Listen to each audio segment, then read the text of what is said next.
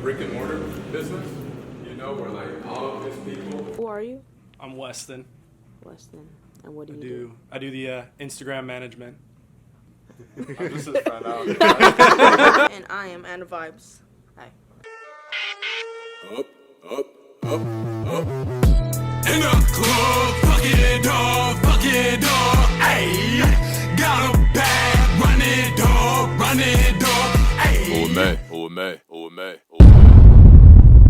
And that's ego, man. That's the downfall of man, you know what I'm saying? So like, I don't operate off of that. I get you. Trying to be essentially unique is what we're going for because we want our own style. Right. We're not necessarily copying anybody in what they're doing. We copy strategies. Yeah, the strategy's fine. Right, but not like branding. Yeah, exactly. Because I mean, identity. yeah, we got to show them what we're bringing to the table at this point. Right. It's really interesting because I'm listening to how you talk about marketing, and like I could draw a lot of parallels between like you and the artistry of marketing, you know, with like production and like writing lyrics and everything. It's really interesting. Like you said something earlier about like trying to replicate like you know, something that's working for somebody else, and like you make like tweaks in here and there, and like it might not work out, but it reminds me of like production and producing. You know, it's like you don't know where something, but you have to start. You know, you have to start somewhere, and then you start fine tuning it. You know, from here and there. So there's this like this saying in the Bible. You know, ask and you shall receive. He who has less will lose the little that they have, and who has more, you know, and that's like abundance mentality. You know, it's like having, you know, thinking, coming from a place of like progression and growth, as opposed to a scarcity mentality, and like a lack of resources. You know, and sometimes like you get caught up in like that. Oh, there's not enough resources or value to go around, and so that causes you to like seclude yourself and isolate, you know, when you should be like free with your resources and everything, and let channel that and allow that to like flow through you know, because and I'm just speaking now because I feel like a lot of creatives could potentially benefit from this.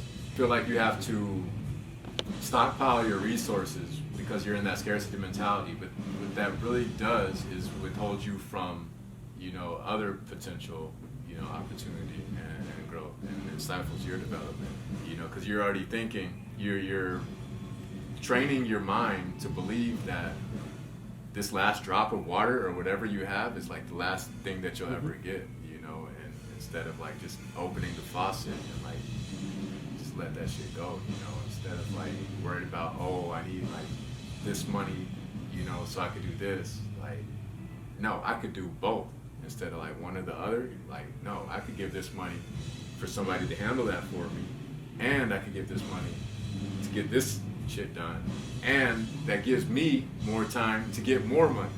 You know, so like, why can't you have a truck and a motorcycle? You know what I'm saying? Exactly.